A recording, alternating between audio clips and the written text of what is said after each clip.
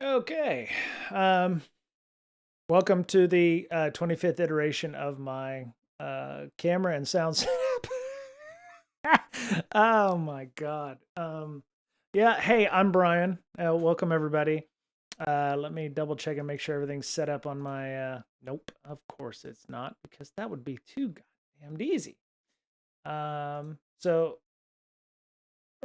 Okay. Well, let me see. Where's my. Okay. Code insiders. Oh, well, you have to oh, okay, that's not it. So, how's everyone doing? It's Friday. It's a long weekend. Thank you, Dr. King, for your sacrifice, so that a bunch of white people can have the Monday off. So there you go. Is it so dark? No, maybe. I can turn my shit up, I guess. Yeah, I don't like that light. There we go. More natural light. Um, it's rainy and it's cloudy, so it's the winter time. Kimisek, and welcome. Hey, Kimisek, what's up? Yeah. So like my counterpart Lady P in SoCal, we've had a shit ton of rain and wind. Now normally we just get a lot of rain in the form of mist, but this has been a very interesting winter so far. And it still gets dark here around 5:15 Kimisek. So it's been a very interesting winter. We've had a really heavy week or two of snowfall, followed, well, at least for us, and ice and what have you. And the majority of it's been rain. And SoCal and California and Oregon and area has just been inundated with rain. So it's been an interesting winter, one that I will remember for a good few years. It's definitely the last one we're going to have up here in the Pacific Northwest, but it's soggy down in San Diego, even where I live now. So, or I will be living. So, yeah, it's fun. There we go. Okay. Let's see. But yeah, it's interesting.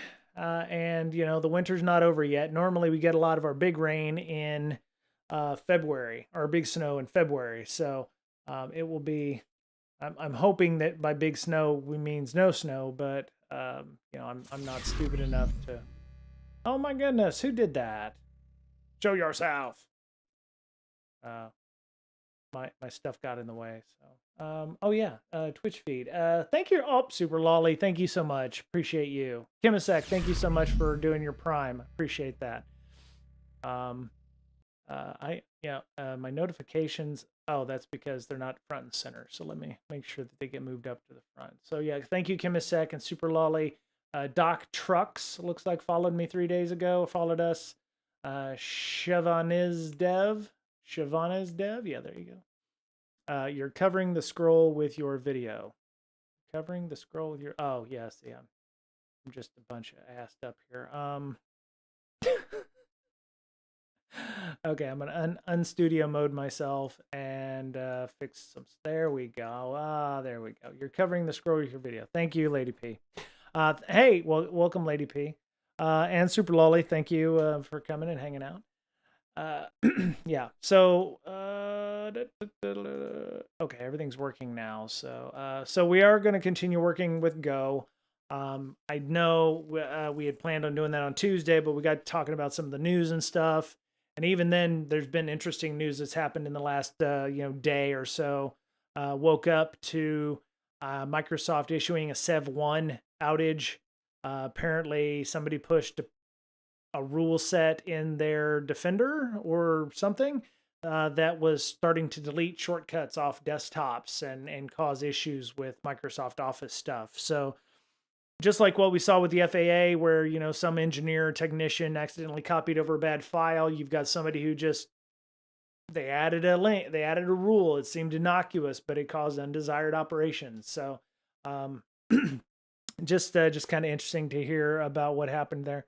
More like yes, that is true. Yeah, so I can turn off that now. So there we go. Yeah, yeah, it's just one of those things, and I think I summed it up fairly well on Twitter. I was like, hey, engineer, because I put a screenshot from ABC News that said a senior official said an engineer had copied the wrong file into place or something, copied over a file that was in place. And I was like, you know what? Shit like that happens all the time. At some point, somebody's going to remember that. It's going to be a learning experience, and you're gonna build from that. So I'm hoping that the engineer is getting a learning experience. See you, Lady P. Yeah. Hey, Walt. What's up? Walt, I will get your knuck to you. I do apologize. This was the busiest Friday I've had in recent memory, so I will definitely get your knuck to you as soon as I can. Thank you for making that happen. So, engineer Lady P has a wide definition, and so some people, mistakes happen, and I'm more than willing to understand that. I know I made a bunch of damn mistakes as a kid, so and as a human being when I was first starting out in infosec and security and IT. So I do remember thinking that, well, I could, what was that? Was that a Windows 2000 box? Remember IE6, the high encryption pack, and was it NT? It had to have been NT. It was NT4. I was doing an update on all the computers at the command on Diego Garcia. We were using NT, and it was Service Pack 6 Alpha. I remember that, NT Service Pack 6 Alpha. And IE6 had come out because that was the new hotness at the time, and we were installing the high encryption pack, the 128-bit high encryption pack. So, instead, and each one of those required you to install one thing, reboot, install one thing, reboot, and install one thing, reboot. And I just happened to be in a hurry, and I said, well, I've got 85% of Service Pack 6 Alpha installed. I'll just go ahead and start Internet Explorer 6 install. And I got to about 50%, I think, of IE6 installation and blue screen. Lady P. Yeah. So the problem was this blue screen happened on the commander's computer, my commander's computer. And so I was, instantly, flop sweat, and I rebooted and blue screened. I mean, it didn't even get to a login screen. So, thankfully, last known good update fixed it. But it was, I had to go tell my chief that, after the first thing I saw the blue screen, I freaked out. I had to go tell my chief. Chief's like, oh, you better fix that. And I was like, yes, I know. And of course it was a Friday afternoon. That added the problem to it too. Yeah, there was no intern to blame. I was the intern, Lady P. That's the problem. I was the intern. So, thankfully the last known good update, or the last known good startup config helped fix things, and I managed to run the patches in the correct order, and that fixed it. But of course, many non-software engineers think that computer industry use of engineers for non-licensed jobs is a problem. Yeah. Do not pitch. Super lolly. I just had that during a meeting today where somebody was like, oh yeah, I'll just go make that change. I'll go rotate those keys. He should have done that a couple weeks ago, but he didn't do it. And I'm like, you're about to rotate some crypto keys on a Friday during a long weekend. I was like, do you people not know anything? And he was like, I know, but we'll get a nasty gram on Tuesday morning if we don't. And I'm like, look, I'm not going to be here on Friday. I'm not going to be here this weekend if, things go pear-shaped. So I was like, do it at your own, your leisure, but I don't want to be here if something breaks. Yeah, Kimisek, absolutely. Excuse me. All right, I'm gonna scroll back up. So Kimisek, that reminds me, casino I worked for had a situation where an old school Texas ID, the ones that don't expire like what Nevada used to have, caused the scanning software on the computer of two separate areas to stop working entirely. Ew. Yeah, that's not good. That's not good. Yeah, I think some people just forget. You don't push things on Friday. You don't start anything new on Fridays. You don't have meetings where decisions have to be made after 2 o'clock in the afternoon. And I actually had a meeting that went from 2 to 3 o'clock today. We weren't making any real decisions, but it's like you don't have important meetings at 4 o'clock on a Friday afternoon because I'm going to say no. But yeah, there's some things, there's some unwritten rules about business that managers may be like, well, it's 5:30 in the afternoon on a Friday. I'm going to have a meeting. You don't really have to show up to those. You could just forget that they existed. So, Lady P says, I'd rather get a nasty gram on Tuesday than a nasty gram at 0200 on Saturday morning. Exactly, exactly. It's one of those things. You don't push to prod on a Friday. Leave your build until Monday morning after you've had your coffee and checked your email and what have you. If you lose a weekend because of your ignorance, you've got no one to blame but yourself. So anyway, so we're gonna do some golang, y'all, and I hope people are here to watch and learn. I did some looking around at some of the errors that were coming up from. I'm glad my boss emphasizes saving major changes for Monday and Tuesday. Yep, absolutely. Lady P, where do you pull interns from? I mean, where's this magical land where interns are like, free range and you can just, lasso one up and take it back to work with you? I mean, what's intern land look like? Yeah, no, I'm just, yeah. I don't even think we can afford interns now. So yeah. But yeah, so I was looking at some of the code that I was writing, and I actually wrote this code. There are several places in here, like I was getting this kind of error, and it said main declared in this block compiler. I don't know what the hell that means. So they give you a hot link you can go to. But so what? I'm not exactly quite sure why they pull this up. Yes, yes, yes. I trust the link because it's Go, right? According to, I don't know if it's Go's format or what have you, and I will pull this up. There we go. When you're so the whole problem is I have too many Go scripts in one folder. So I have the Golang tutorial. I have all of these Go examples that I was doing during the engage, in the first time we went through this, and they have a specific problem with having more than one main in there.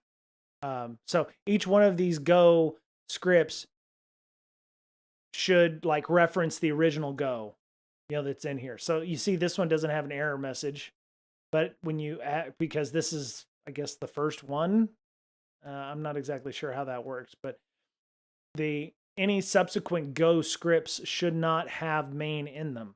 So if you are doing a section of the system here, and I want to say I had that link up here somewhere, but I guess not.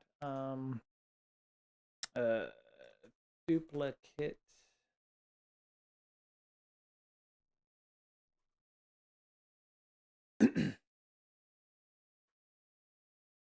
What was? No. What was it called? Damn you! Come on now. Duplicate DCL. DECL. Yeah. So yeah, main declared in this block. Okay, so warning pops up. Yeah. I have all my Go practice files in one directory, and each file has a main block. Anyone familiar with this warning? Separating them into their own directories is the only solution. Go, a directory is a package. So a package can only have one function with a given name. And this exception is init, which is a special case. Think of all your .go files as in a directory as separate, but Go does not, right? He sees it as a single package, and that package declares multiple functions called main, which is not permitted.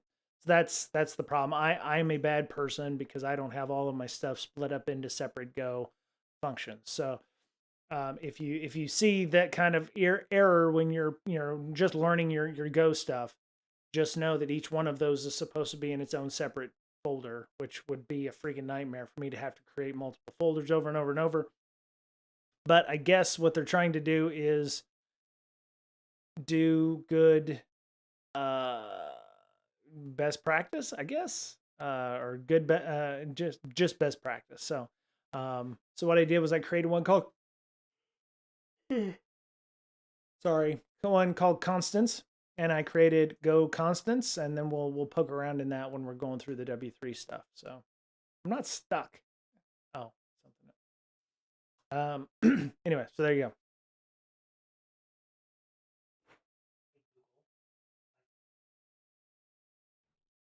There we go. Just wanted to make sure I didn't blow up anybody else's office by telling them hey Google or whatever. So anyway, so this is where I ended. I think I ended with the variables portion up here, which we were talking about the different kinds of variables, which were integers, floating numbers, strings, and booleans. We learned about how to set variables or declare variables in this case.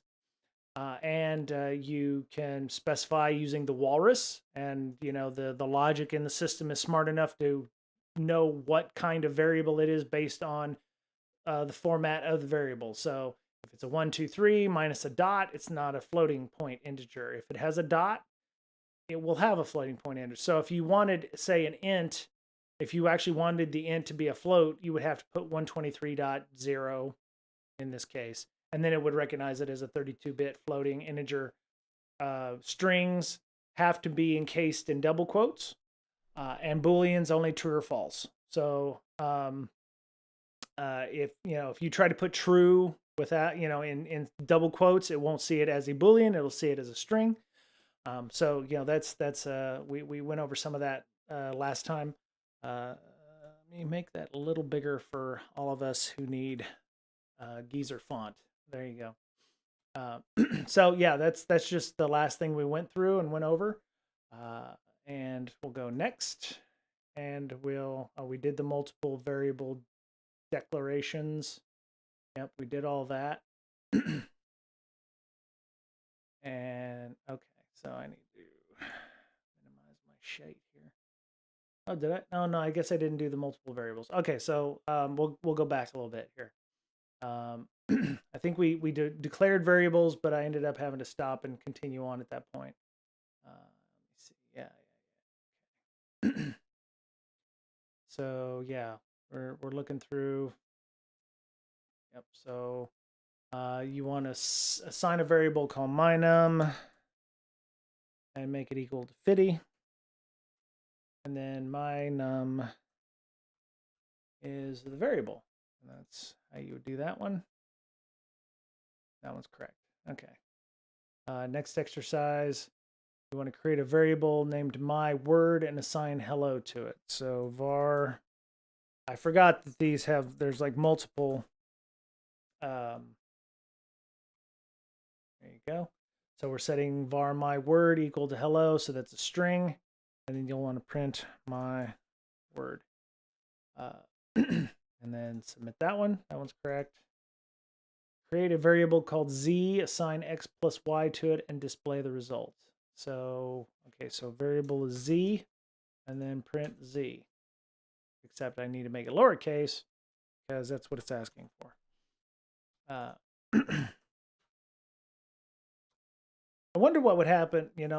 That's a good question. I'm assuming we will learn that at some point, where if you were to set x equals true and y equals hello, and you put var z equals x plus y, would it be true hello, or would it error out? Or what if you put a boolean and a float in different variables? What would happen there? I'm sure it's smarter there. I'm gonna allow that. Back when I was your age, we had small font. We liked it. Yeah. So yeah, there's a number of things you can do there. So we're doing main. We've set x and 5, so z would be 15 in this case. For those of you who have issues adding or what have you.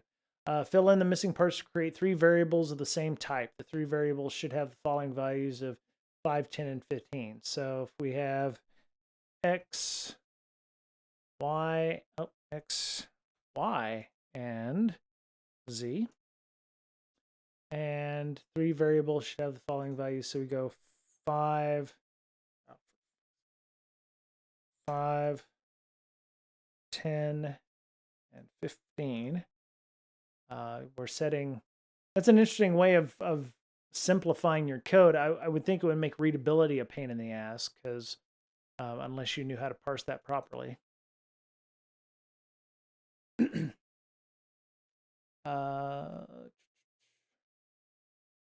Don't know if we've gotten all the way down here. Oh, yeah, we have. Okay, so add the correct data type for the following variables. So we know that 90 doesn't have a period after it, so it's just an int or an integer in this case.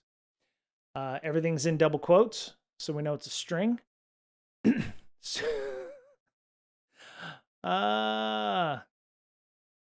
Super Lolly, I now use ChatGPT as part of learning tool. Man, this thing explains faster than I can Google. Yeah. For those of you who didn't see, I think Joe Gray, friend of ours, been on the show a couple times talking about social engineering. I did a webinar, a 1-hour webinar on ChatGPT and how it can be used for OSINT gathering and amongst other things, because it's now the tool du jour of malware actors as well, which again didn't take long. What I'm wondering is at some point it will, we'll see. I don't think we've hit bottom yet on this, on what ChatGPT can do. And I think it's going to be one of those, I don't want to call it a transformative technology, but I think it's going to be one of those ones that we're really going to have to keep an eye on, because it's, it can definitely be used for evil and probably good. I mean, there's going to be some developers that I'm sure are going to, you're going to see an increase in developer output from those 10x engineers out there. So, all right. So we have hello, which is a, what is this? The best description I've heard is that it's the mansplaining bot. It rolls up with infinite confidence, no matter how experienced you are or how wrong it is. That's true. So we know this is a this is a Boolean. So no, use bool, and then man, it should just left me. String. Okay, so the string represents a string value. So that is a string. Yep. Okay, so I think I've jumped ahead a little bit in the exercises, so that's all right. We'll go back in to try it yourself. Oh no, I didn't want to try it myself. Where is the string? There we go. String, because it is in quotes. This actually, so they have num for int, they have bool for boolean, and word for string. So yeah, they. All right, so we haven't gotten to arrays yet. I'm going to go back and close this out, but I have done a number of those things. Looks like we've gone all the way down to arrays, which I probably shouldn't have skipped ahead like that. But yeah, it's a little bit janky there in that respect. So all right, so we've gone to declaring multiple variables. We did that earlier, the exercise there where you can actually set, you can, I wouldn't say yeah, it's kind of concatenating. You can concatenate your variables all on one line. I'm not exactly sure why you would want to do that. Somebody must have found that it was a terribly easy way of, simplifying your code or making it easy so you're not, putting in 4. Maybe it's for size, right? I could definitely see this. Would it be a size saving effort? I don't know. I mean, by not having the extra space or the line breaks or whatever, you might be saving a bit of space. But Go compiles fairly large anyway. So, I mean, unless you're saving megs and megs of space, I don't know how much this would be other than maybe a style thing. I don't know. If you use the type keyword, it is possible to declare one type of variable per line.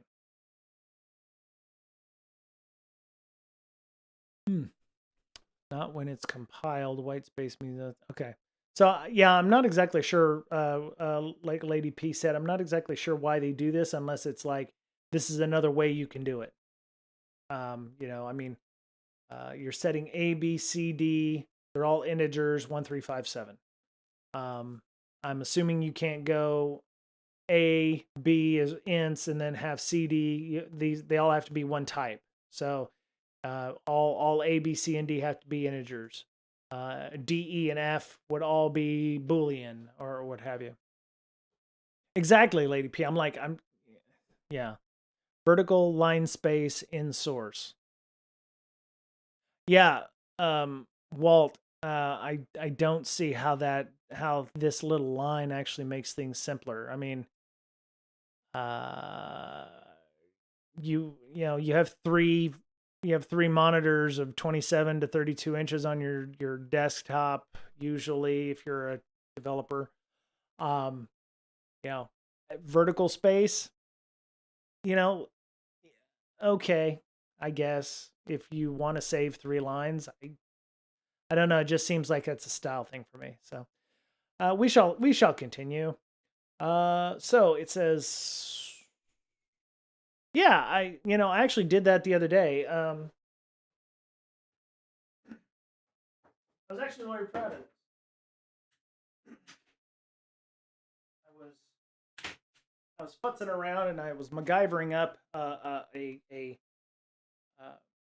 monitor stand and managed to generate and janky up a monitor stand that I could use for one of my machines that I didn't have a lot of space for. So I've been using it on my system. Works fairly nice. It stands upright and um, it works. So yeah, I mean I could understand turning them vertically. I guess if you had the space and your um, monitor stand allowed for those. So but yeah. This seems like that there's an error here. To C and D. Oh no, okay. So they're using the walrus to say C and D are 7 and world. So you can actually say C and D. So C is an integer, D is a string. Var A and B is 6 and hello, so it's an integer and a string. If type is not specified, you can declare different variables in the same line. Okay, so I guess vertically, I mean, let's say you had 25 variables. You could technically go A through Y, and then, without the int part, you could just declare all of your variables that way. Yeah, I guess that's a space saving function. I mean, you're not writing var 25 times.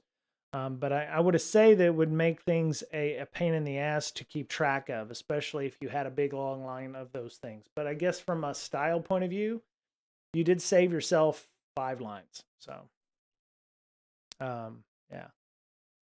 All right. So go variable declaration in a block. Multiple variable declarations can also be grouped together into a block. Okay. Oh, I see. Okay. That's new. I don't think I've seen that before.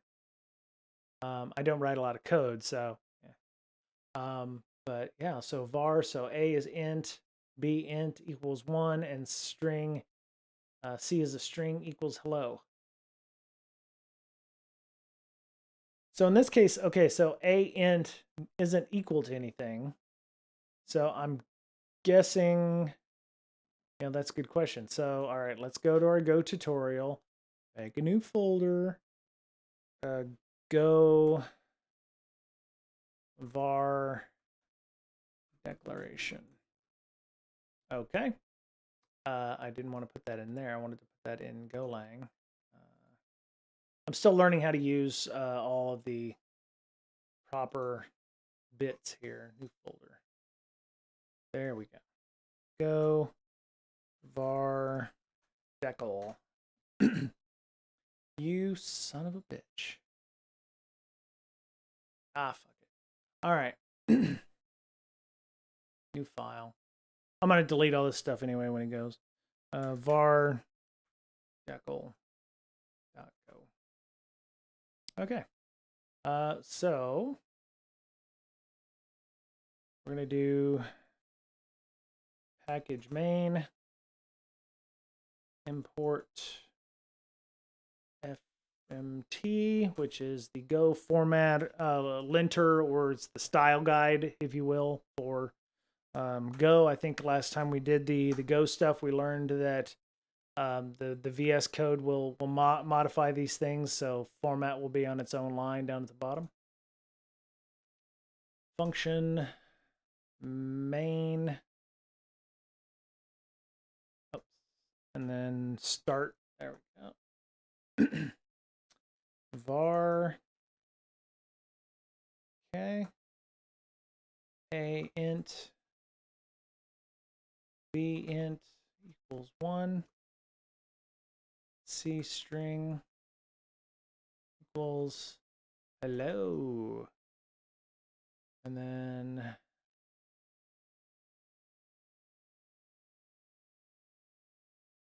FMT, oops, FMT, pren ln a, FMT, print ln b, FMT. See, what would be nice is you can declare all of you want in a variable, but now you have to print length each per whatever. I'm sure that there's a way you can format it so that it'll show print A, B, and C and all on one line.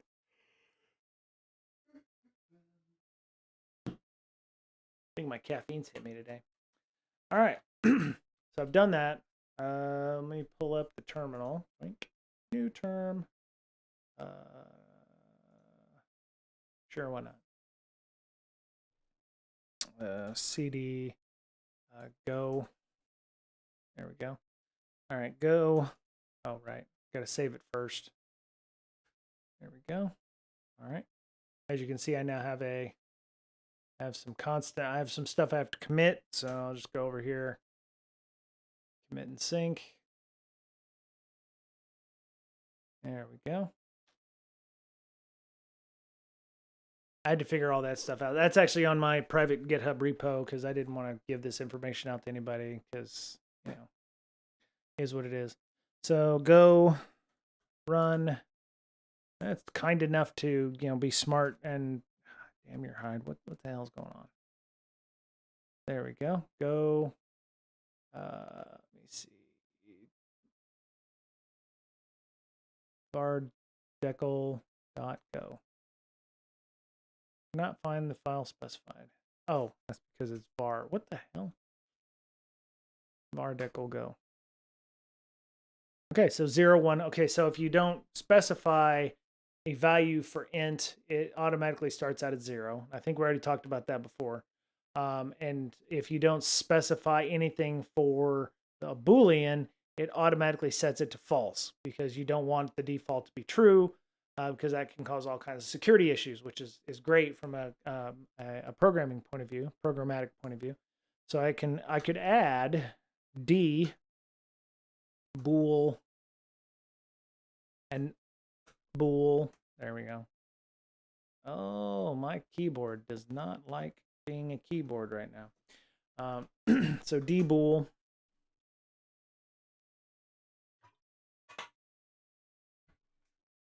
And Control S, and then I have to get in the habit of doing this because I don't do it all the time. The one thing that got me a little while ago was I'd hit commit, and then it wouldn't actually make the changes to the GitHub repo. So I've just started doing committing and syncing on purpose because I don't want to just push because somebody might inject some nice code into my private repo, and I want that. I want that malware to be pulled down onto my box. So, and then one other thing, I have to declare FMT. Oh man, okay. So either my keyboard battery is getting low, or then D. There you go. Control S, and I think we can just run this without going and doing any of that other stuff. So it automatically sets as false, right? I don't think it needs to be int, but I don't know what would string would be empty set. I think we already tried looking at that. If you put empty set for if You put an empty set for that. Should just be nothing, right? Okay, it's just an empty line. Okay, that makes sense. And then, I wonder what would happen if you set this as a float 32. The funny thing, it only mentions float 32. Can't you have a 64-bit floating integer? Is that a thing? I don't know. Seems to me that would be a question I probably need to go look up myself to make sure that that's a legit issue. So probably an error message, right? Oh no, it goes to 1. Okay, so you don't have to put a period or like make it 1.0 to be a floating point integer. You just have to specify that. Otherwise, the walrus will automatically assume it's an integer, I guess. So that's interesting. Okay. And then, of course, I have multiple changes here for this. So Control S. And then that. I don't know if it's any faster to do just commit and push, but and technically, if you're a real dev, you're supposed to have legitimate messages up in there or whatever. I'm not a legitimate developer, so eventually I hope to be. But I can definitely see why people get mad when a fix or a patch gets pushed out and it's like, oh, minor fixes, and it's like, well, what exactly did you do? I want to look at the change log. Well, minor fixes, because it's like I changed a period in line 125, or the changes are so minor. It's like it would take me longer to explain them than it would be to actually put them in, or something like that. And I get it. There's pluses and minuses on both sides. After you've made 20 changes to the same file because you fucked up something in the style or what have you. Go has a float 64 type. Okay, so W3 Schools doesn't mention that, I guess. It's just those are the 4 that it worries about only, I guess. I suspect you'll find the default float is 64-bit. Float 32 uses less memory. Okay. Plus, float 32 will work everywhere. I would imagine if you're the last person with a 32-bit OS, float 64 probably won't work. That's my guess. I'm just guessing there, but go ahead and close that one out. Close that one out. All right, close. It also has math library with other types. Oh, could you do a float 128? Ugh. I'd imagine you could go float as high as you want. It would just, yeah, it would as high as your numbers will allow you if you wanted. So close that. There we go. Okay, so we've already tried it ourselves there. Naming rules. Okay, so a variable can have a short name like X or Y, or more descriptive name, age, price, car name, etc. Go variable naming rules. A variable must start with a letter or an underscore. Cannot start with a digit. This looks like password policy right here. Must start with a number or an underscore, but no digit. Can only contain alphanumeric characters and underscores. Variable names are case sensitive. Oh God, yeah, that's awful there. There's no limit on the length of variable name. Oh, good. That must be helpful for the Java developers out there. A variable name cannot contain spaces. Okay. A variable name cannot be any Go keywords. Okay, Go keywords, huh? Camel case, Pascal case. Every word starts with capital letter. Camel case, each word except the first starts with capital letter. I actually like camel case myself. And then snake case. Oh yeah, I can't do the underscores. That would just completely murder me. So I wouldn't. Yeah, I do underscores and dashes on file names for podcasts actually, because even in Windows, I hate spaces in file names. You should probably be yeeted into the sun if you put a space in your file names in Windows. But that's just me in it because I'm old and crotchety. Anyone going? Oh, okay, that's just something else. So, yeah, somebody was at my door 4 hours ago. So, what's the topic about on Golang that you're going to share? I couldn't see it in the Twitch portal. That's a good point. Golang, goodness. Okay.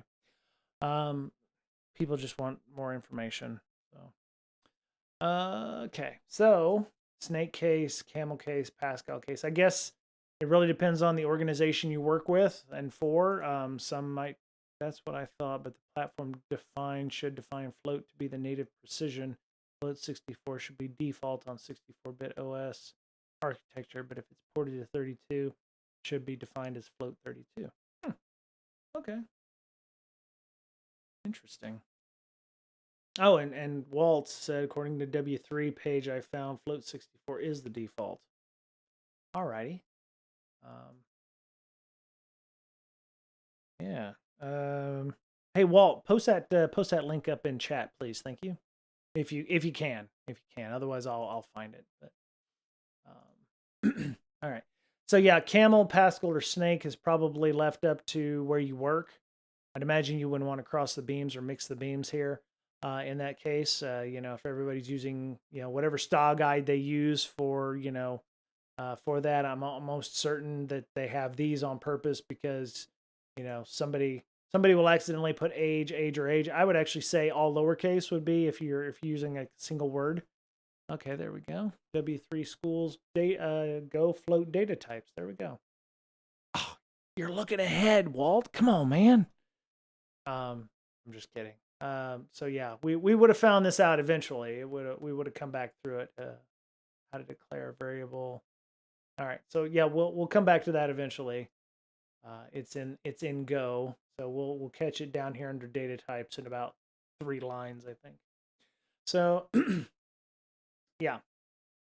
Woe to you if you use Pascal case when people are other using camel case. I don't know. There's so many religious wars about things in programming that I was unaware of. So, I've heard camel case is the way. I've never actually seen a lot of snake case, but I have seen, I think Pascal case I've seen in a lot of what Java that I have looked at.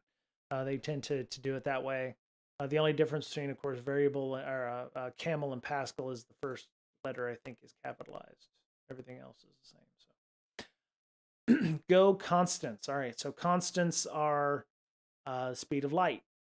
Pi in this case. Pi being 3.141592658.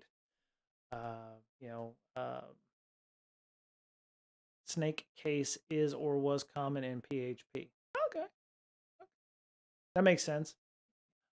You know what? Now that you reminding me of that, some plaque just knocked off a memory, and I'm thinking of that PHP book that I read that was garbage.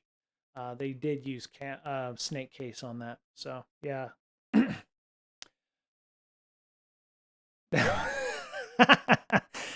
yeah. I think the thing for me is to hit underscore is not. It's like if you actually can type with your fingers, you got to pop that pinky up there along with the shift. So, and then, in programming, should the space bar even exist when you're writing it, well, that was a stupid thing to say. Of course, you have a lot of spaces inside there, but when you're creating variables, the space bar shouldn't exist. All right. So Go constants.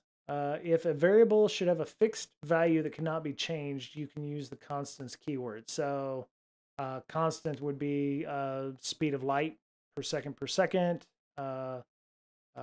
Or I'm sorry, the speed of gravity per second, speed of light, pi, Euler's, what other constants, mathematical constants.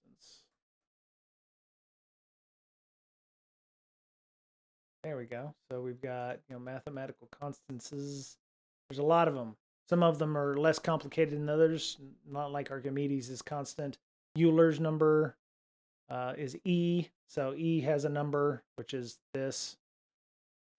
Pythagoras constant. Theodorus is constant. There you go. 2.71828. There you go. There's a lot of constants. Golden ratios. Those are all constants in the universe.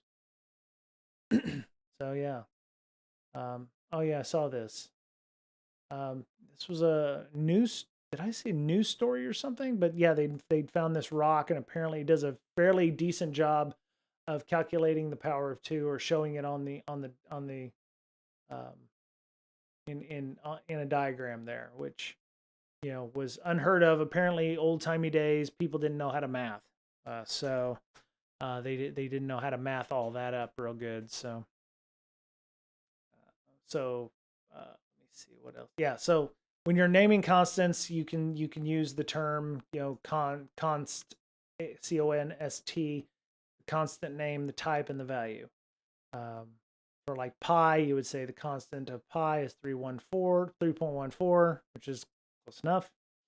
Um, I don't know if you have to put it in uppercase or lowercase. I think that's the value, right? So it would be it. Okay, so the problem I have with this is, what if you don't put the right number in here? Will it say, hey, pi isn't 3 point, or what if you said pi was 5? I mean, it seems like 3.141592.6. Yeah, there's those people that have it out to 100,000 lines. They're chemisec. You would think, that they would not make it so you could set pi. Like you could just say Constance pi, Constance Euler's, Constance C for gravity in this case, or what have you. Garbage in, garbage out applies to programs. I see. Okay. Lady P said that's fine. You can define a constant to be whatever you want. It's just a name. Yeah, but they're obviously treating pi differently because they're giving it the constant, bit. I'm sure we can scroll. Yeah. Okay. So there's rules. Constants names follow the same naming rules as variables, which is you have to different cases. So capital P little I, capital P capital I, little p little I. They're all different. Constants names are written in uppercase. Oh, huh. So okay, there's a caveat there. Constants names are written in uppercase for easy identification, differentiation from variables. Constants can be declared both inside and outside of a function. Okay. Constants a int equals 1. So what's... Okay, so I'm a little confused. A constant, a keyword declares the variable as a constant, which means that it is unchangeable and read-only. Okay. Yeah. All right.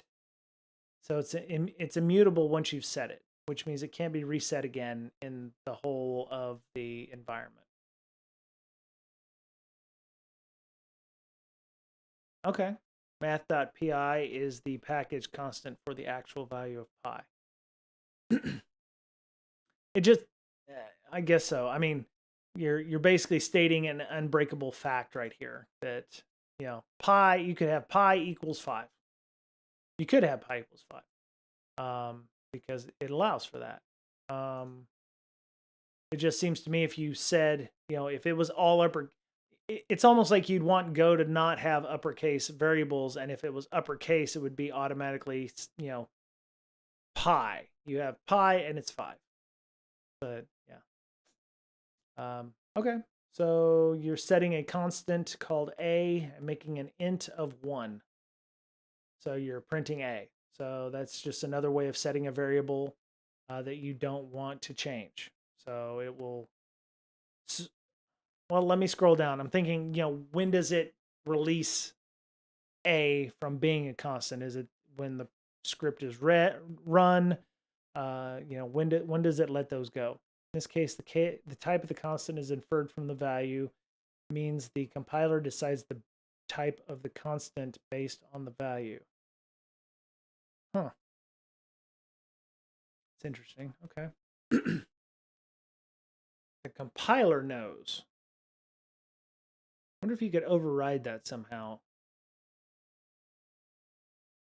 would you'd have to override it in the compiler itself, not inside the script, because the compiler is the single point of truth in this case.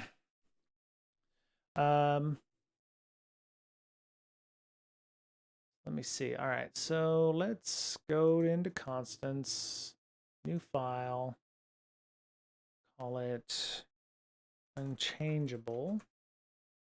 Go. And of course, I'm going to get the error because, I'm creating another script inside with an main already.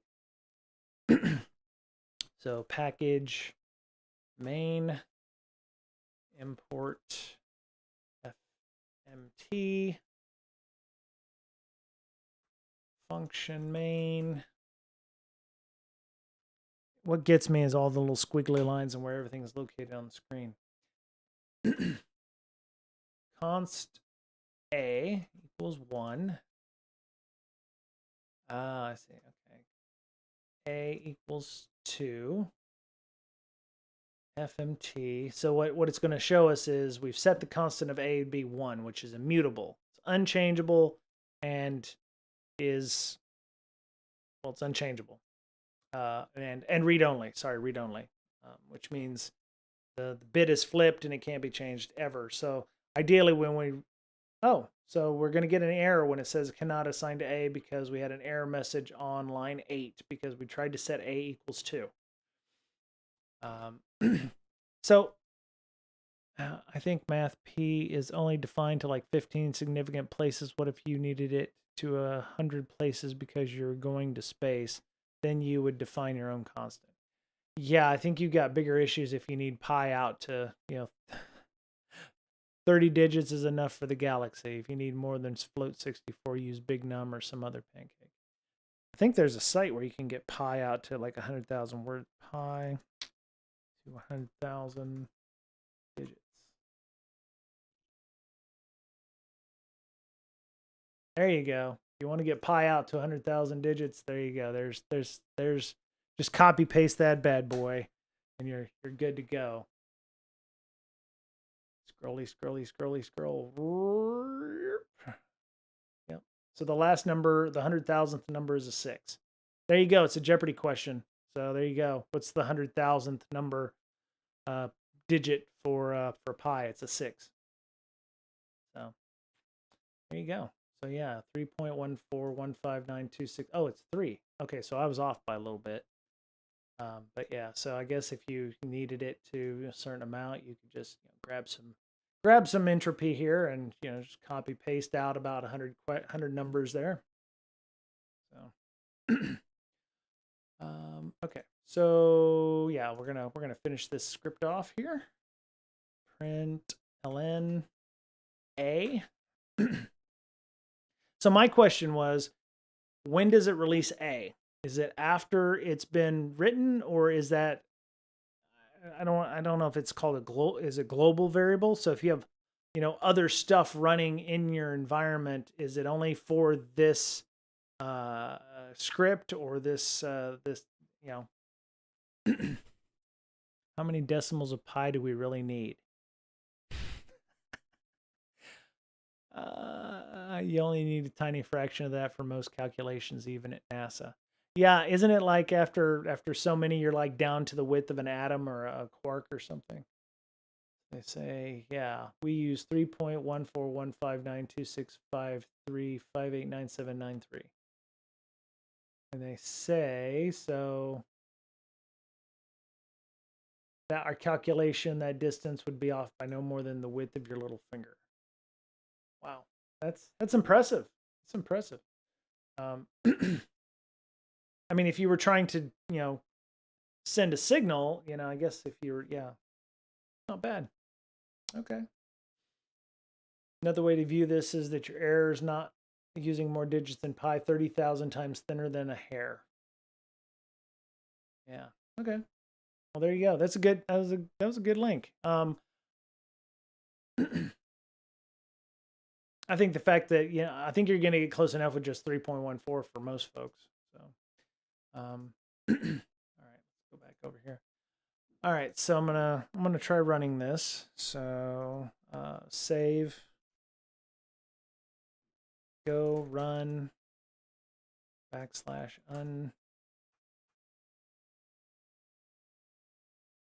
unchangeable. Oh,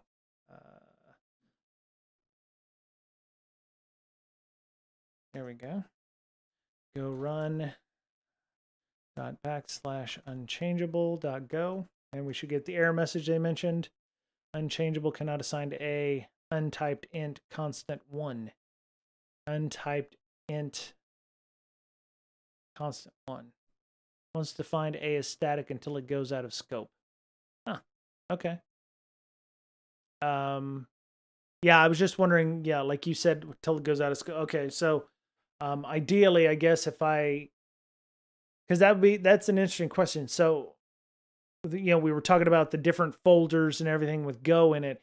If I set Go, or if I set the unchangeable, if I set a constant of a in this one, and I set the unchangeable in this one, if I set a constant of a equals 2 in this one, and then, had to take both of those Go files because they're a package and package them together, I was just wondering which one gets hit. Is it the one that gets called first? So if Go constants a, const equals a would be the first one to get hit.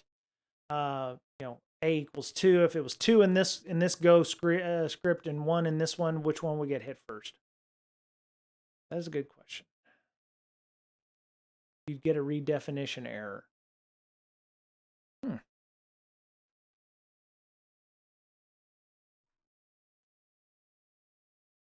Redefinition of class. I don't have any class. Redefinition error in Go, maybe. Golang ambiguous Okay. Is it possible to redefine the variable? That's not what I wanted.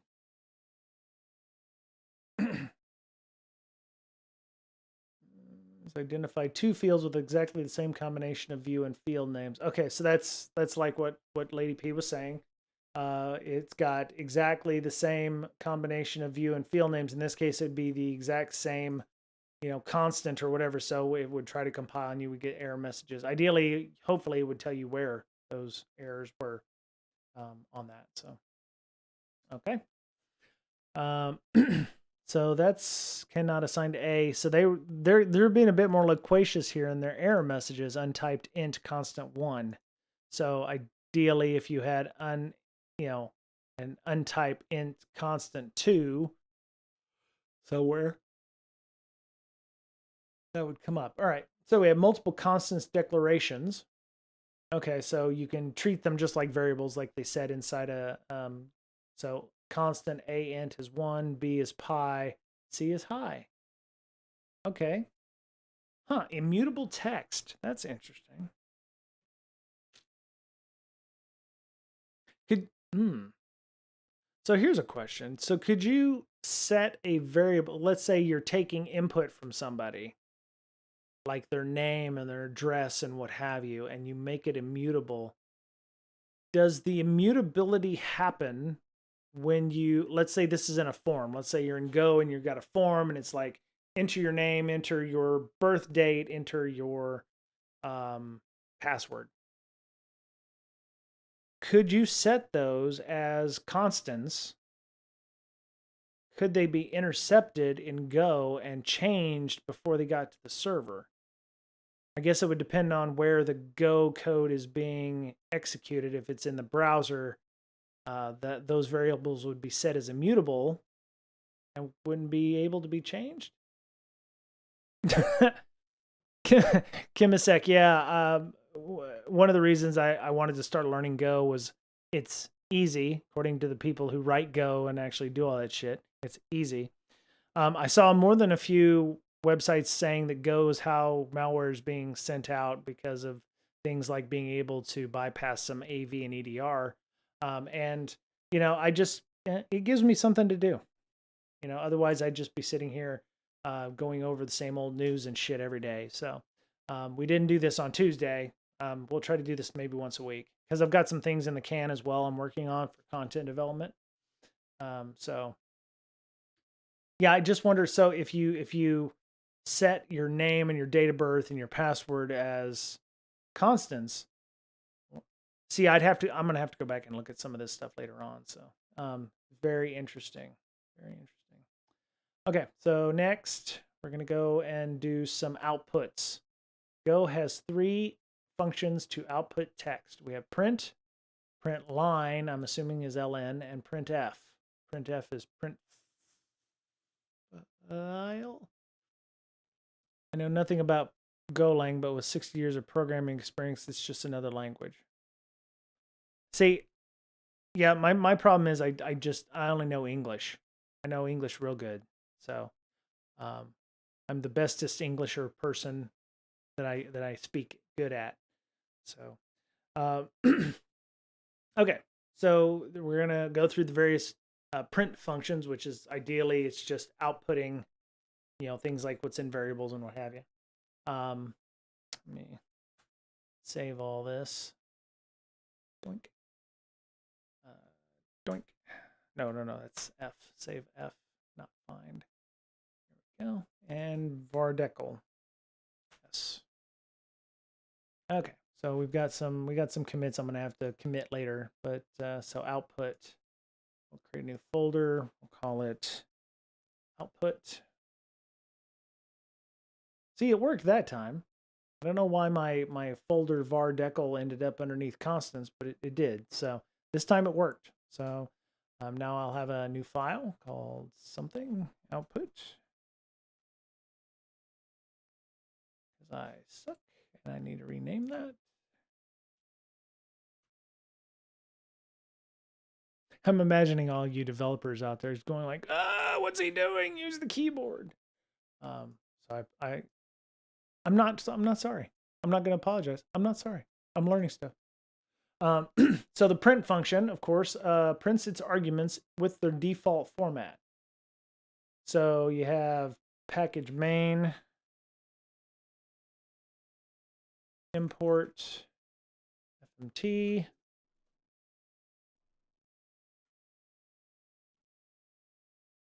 okay,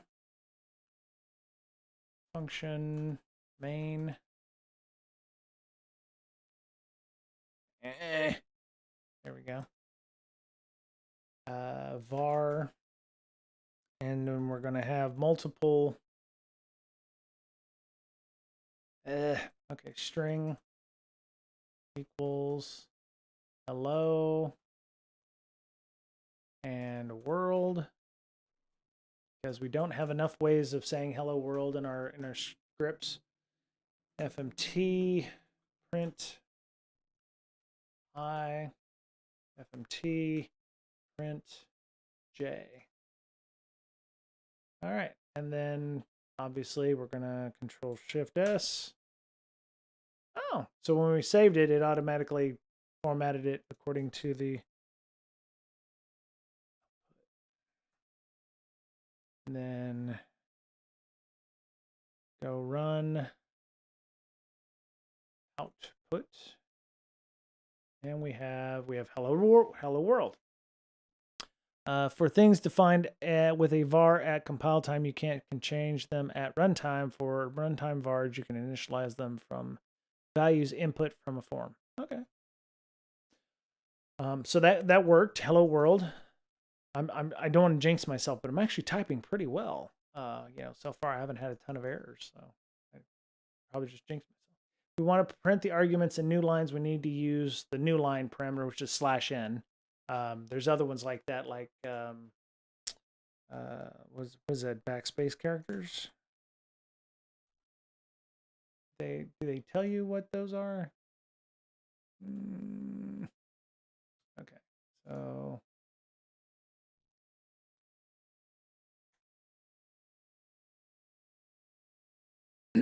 yeah. Let's see.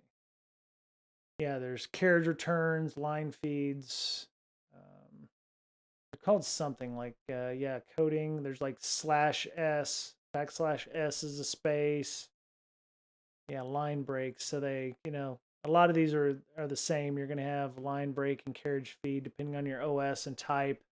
Um, that's for Python, but it's the same, I think, for everything else. ASCII character. There we are. Okay. So you have /R. Man, all they care about is character return and line feeds. So I'm sure there's somewhere. You can go look those up. Just do a search for N. I think there's /N/S. I think there's a ton of them. But when you're escaping out something, it wants you to actually put something there. So /N is it's expressed as a new line. So when the compiler or whatever runs through, it's going to add a new line, almost like an enter or something like that. Again, for those of you who know code, this is all repeat, if you will. So if you want to print the arguments in new lines, we need to use. Okay, so we can go I and then okay \n. Okay. Oh, already put one in, and then n, and then that will come up. Shift S, and it'll be on a separate line. There you go. Hello and world down at the bottom there. Yep. So you can add additional bits there. I mean, you could put. I think you could probably put J. That would work. Now this is going to say hello world, and then there's going to be world on another line, but you could format it similarly, I would imagine. Oh, hello world. Okay. Oh, interesting. That's an interesting thought. Okay. So if you don't put the new line in it, you could just put spaces in there like that. Yeah, CR and /R/N. It has to do with your. I'd always heard it like slash. It depends on your OS. Like Windows, I think has /R/N. Linux only has /N, something like that. I remember having issues where you would get a $M at the end of your lines, and you had to do DOS to Unix to get rid of all the $M's in the text files when you were doing things back in the day. It was kind of a pain in the ass.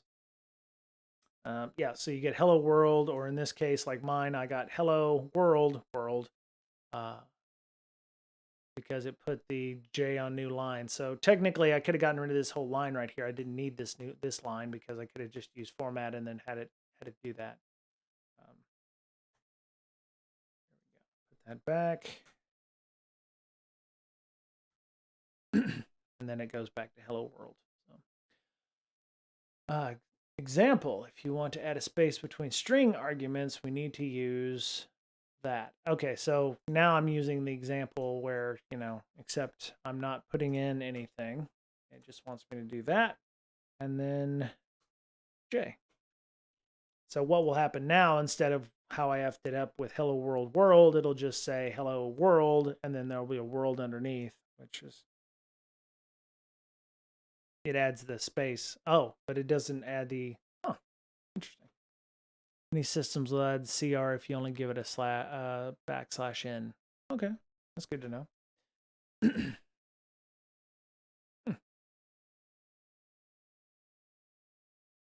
So it didn't, oh, it added the new line at the end of that one, but it didn't, there's no new line at all.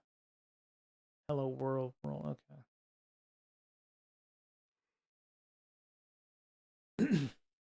Print inserts a space between the arguments if neither are strings. Wait a minute, did I forget to add? Okay, no, all right. If neither are strings. Oh, I see, okay. So, all right, let's change this up. So I and J are 10 and 20. These are very, oh, you don't put a space, I guess. I keep wanting to hit that space bar after I do the commas. And then you will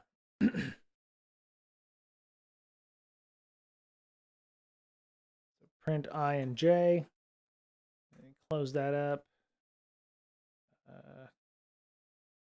Control Shift S. Output 2. I'll save that as a separate file so that way I don't lose it. And then we'll run that, and you'll see. Oh, what did I do? Oh, what did I do wrong, kids? Yeah, I know what I did wrong.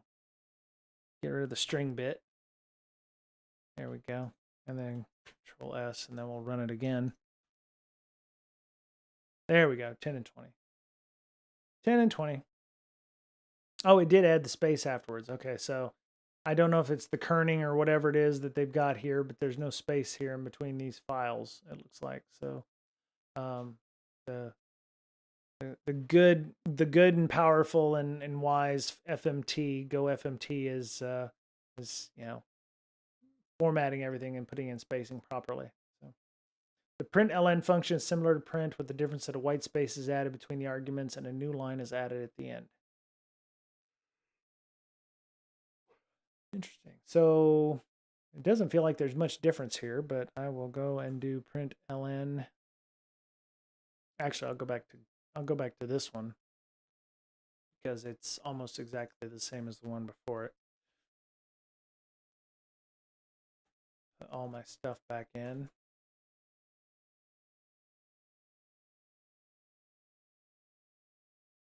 Okay, and then format print ln. All right, and then, oh, wait a minute, which one am I in right now?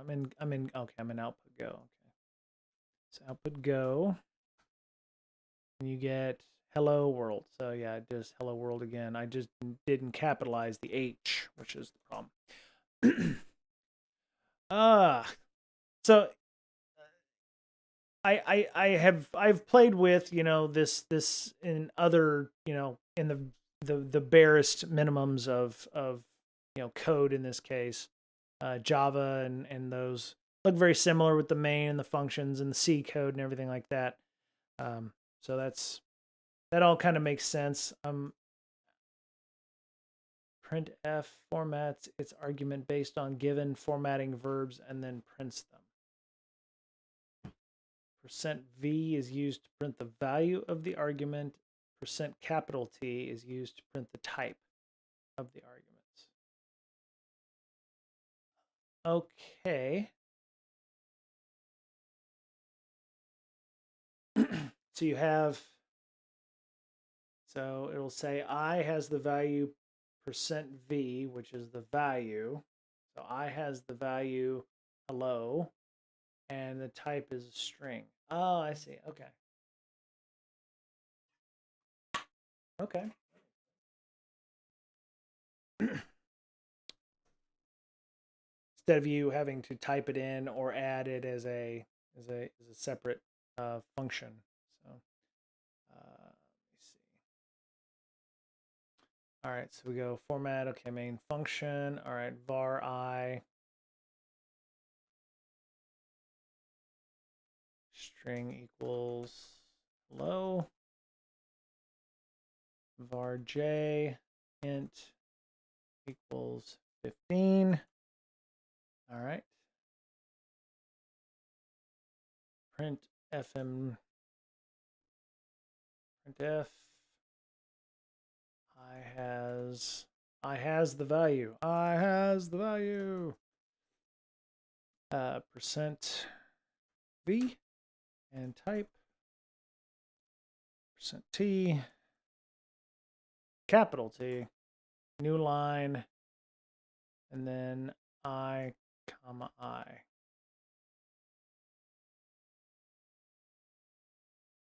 And so we just copy all of that. And then say J has the value %V and %T, and then you just change J and J. Okay, and then Control Shift S, and then I can put output 3. Save that. That way I'm not losing anything there. And then I can run this as output 3.go. And you get exactly what it says. I has value hello and type string. J has value 15 and type int. Okay. Very nice. Next. Formatting verbs. We got verbs in here now? Oh, man. Oh, my God.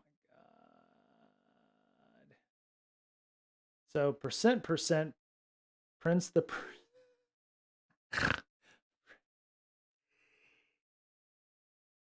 All right, so percent prints the percent sign. So it's almost like backslash percent, but it's not. So percent. That's if you actually need it. Percent %t prints the type. We know about that. Percent lowercase v prints the value in default format. Percent number or percent octothorpe. Lowercase v prints the value in the Go syntax format. Okay, so whoa, this okay. Okay, so this is it. So second line. So it prints the same as the one above it. It just puts a number in place. Huh. Go syntax format. I don't see any difference there. Okay, so I see on the second three. Oh, okay, I see it. It adds the. Okay, I see that there. There's no difference for integers. There's no difference for ints. The strings probably are the biggest difference because you see the double quotes or the double single the double bits, and then the type is the string. Okay. Interesting. All right. Very interesting. All right. Let's grab that. Oh, wait. This is formatting. All right. So new folder.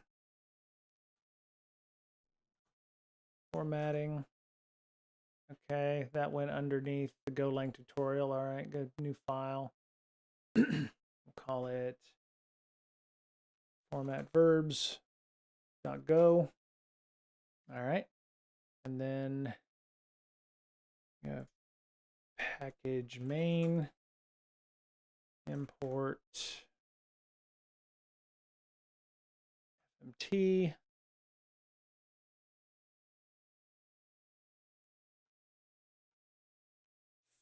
func main, and then var I equals 15.5, var txt equals hello world.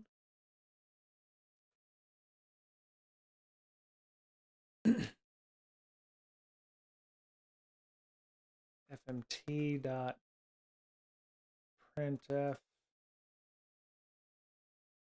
%v \n I, and we're gonna do some shortcutting here. Control C. All right, so we're going to add the octothorpe there, and then we're going to add %t there. And then this is txt.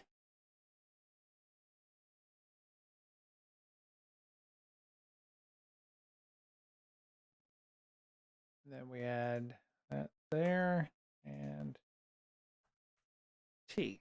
So that should all be correct. We don't need to worry about the white space.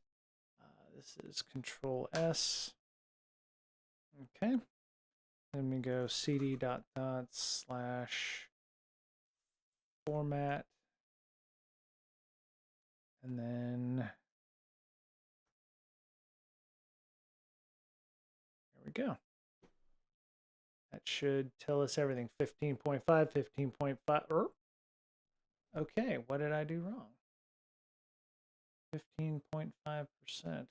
Oh, there's four. There's four. Okay, I missed a. I see. All right, so there's. I missed a line up here. See, I can at least I can debug what I'm writing. That's the important thing. I figured out what I did wrong by forgetting the percent. Close. There we go. 15.5, 15.5, 15.5%. Float 64. Hello world, and string. There you go.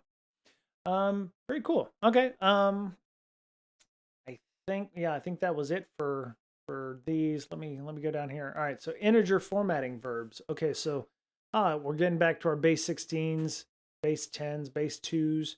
So %b is a binary or Boolean in this case, so 0 and 1. So if your Boolean is true or false, it'd be 0 or 1. Base 10, of course, decimal. Base 10 and always show the sign. So that would be the plus or minus in this case. Instead of the absolute value. Base 8, octa, or octal in this case, 0 through 7, with a leading 0. Oh, okay. All right. Base 16, so hexadecimal, 0 through 9, and then A, B, C, D, E, F. Yeah, I think that's what A, B, C, D, E, F. And then the 0x. Okay, so 0, lowercase 0 is for octal, and then X is for hexadecimal. I didn't know that. Okay.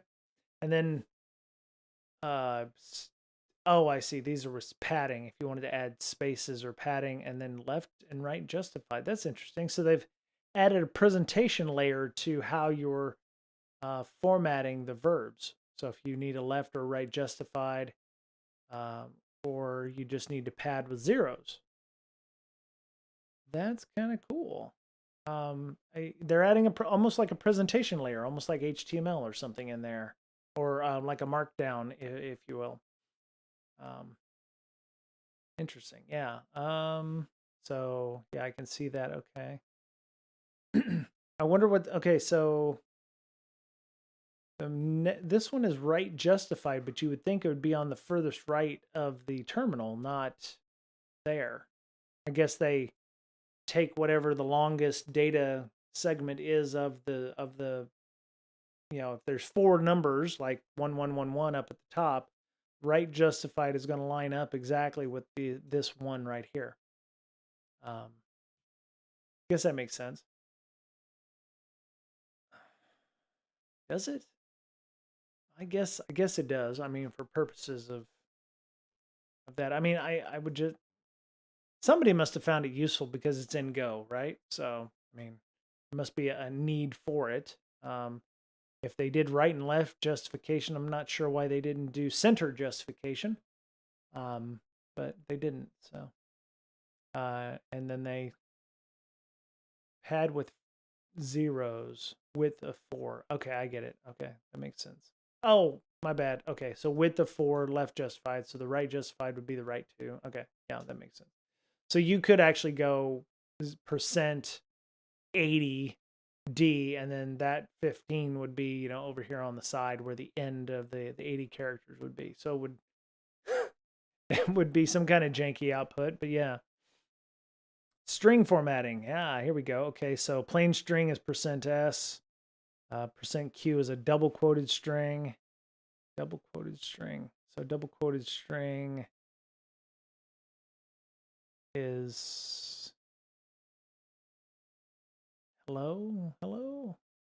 Okay. Prints it as a plain string, right justified or left justified. Okay, so they can do it with strings as well.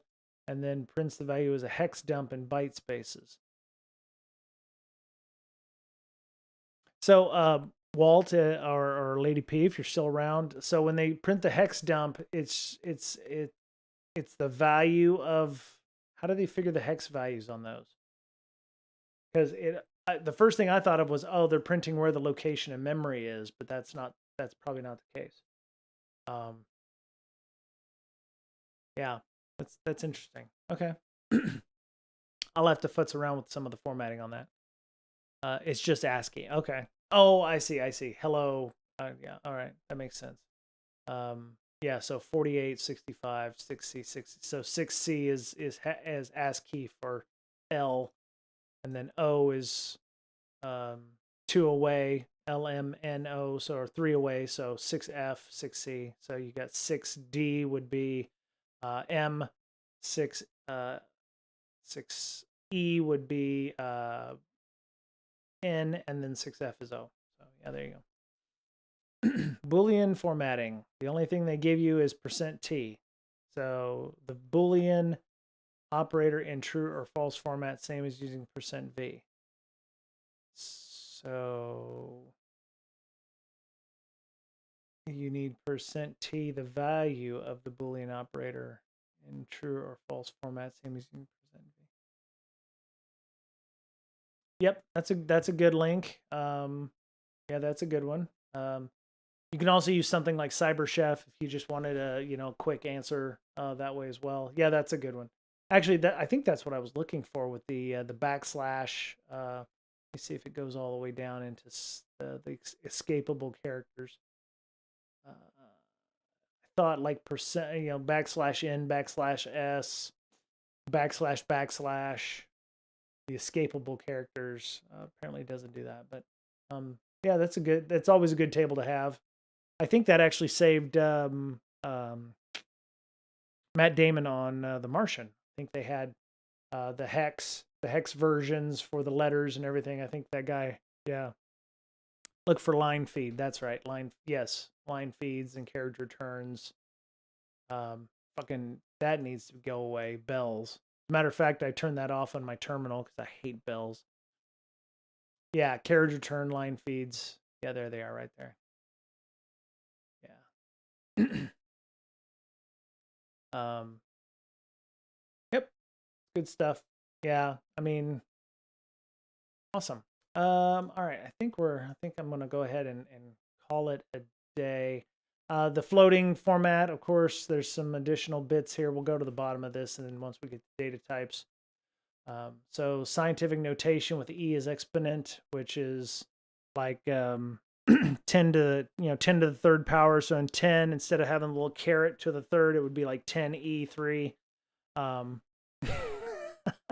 Well, Lady P, if you ever get stuck on Mars and you need to have the opportunity rover, sending you messages back and forth to Earth, there you go. You're gonna survive. You're gonna live.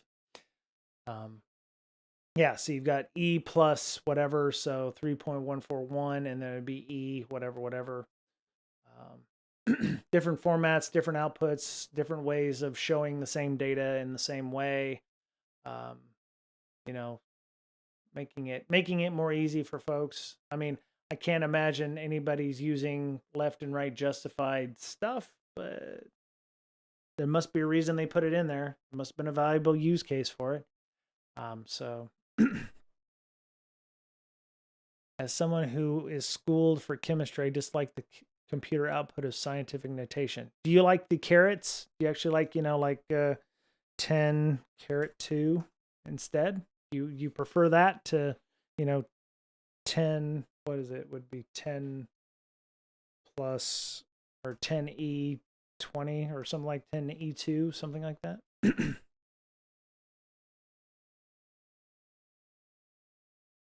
Yeah, it would be, yeah, 10E2, yeah. Actually, it wouldn't, I think it would be like 10E plus 02. Is that the more correct way?